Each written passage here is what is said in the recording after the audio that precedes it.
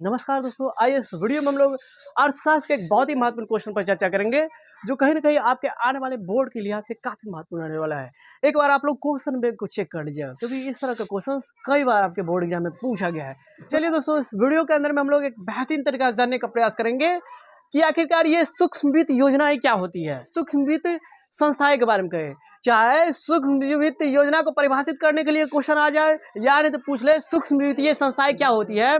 अगर ये भी क्वेश्चन आ जाए तो दोनों का मतलब एक ही होता है। जैसे कि आप नहीं पर घर परिवार के अंदर में एक ही सदस्य का कई नाम होता है, बहुत सारे नाम होते हैं ना, फलना चिलना छोटू मोटू पेटू, बहुत सारे नाम होते हैं। तो यहाँ पर भी जो है सूक्ष्म वित्त योजना को हम लोग कहते हैं सूक्ष्म वित्त संस्थाएं।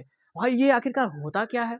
गांव घर के अंदर में जितने भी गरीब लोग होती है उसकी आवश्यकताओं को पूर्ति करने के लिए, वो अपनी आवश्यकता को पूर्ति करने के लिए जब कोई संस्थाएं कम ऋण कम ब्याज दर पर उसको ऋण देने के काम करती है, उसी को हम लोग कहते हैं सूक्ष्म वित्त योजनाएं। नाम है क्या है? माइक्रो। यहाँ देखिए लिखे क्या है, इसको अंग्रेजी में क्या कहते हैं? Micro financial institution.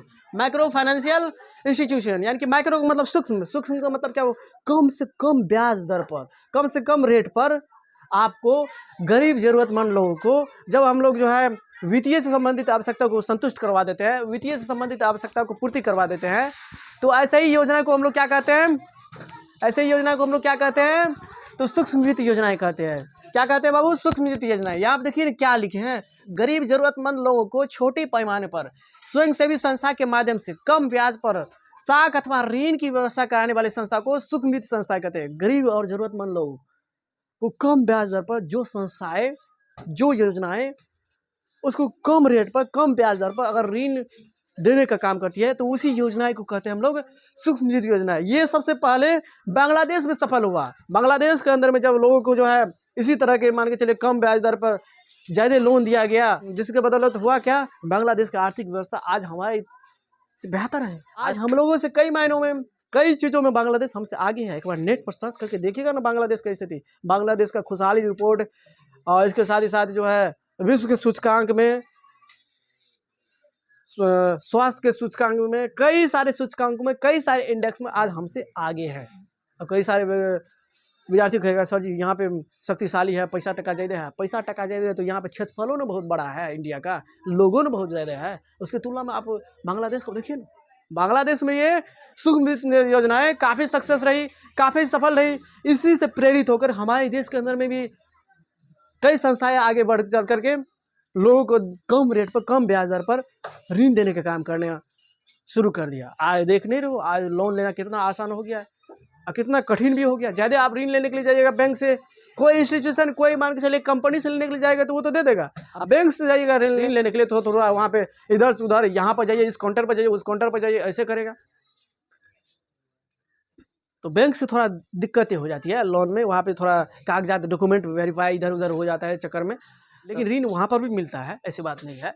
तो यहाँ पे जब सूक्ष्म वित्त योजनाएं को परिभाषित करने के लिए अगर क्वेश्चन आ जाए या सूक्ष्म वित्त ये संस्थाएं क्या होती है, अगर ये क्वेश्चन आ जाए तो उसमें लिखना क्या है बाबू?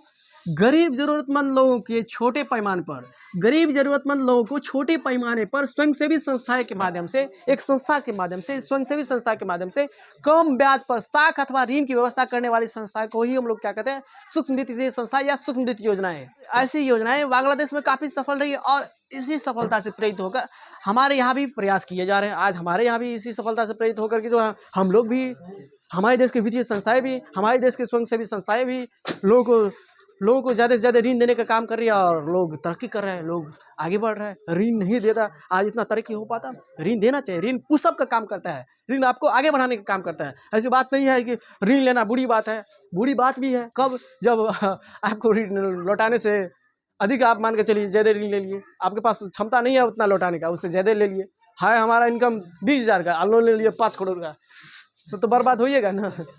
है हमारा कम 20,000, तो आप लीजिए, बहुत मैक्सिमम लीजिए, लाख रुपया 2 लाख रुपया का लोन लीजिए, आप आसानी से सस्ते दरों में, आप जो सस्ते ब्याज दर पर लीजिएगा तो आप उसको लौटा सकते हैं। तो आपको लौटाने की क्षमता होना चाहिए। अगर लौटाने की क्षमता नहीं है तब तो ये बर्बादी कर देगा आपको, फाइन पर फाइन, फाइन पर फाइन। अगर उचित समय में क्रेडिट कार्ड देखिए ना, क्रेडिट कार्ड जो इंसान यूज करता है बहुत बढ़िया होता है, बहुत खराब होता है। एक दिन लेट किए फाइन पर फाइन, 5,000 10,000 कुछ भी फाइन लग सकता है, 1,000 फाइन लग सकता है एक दिन का, पर दिन लगेगा।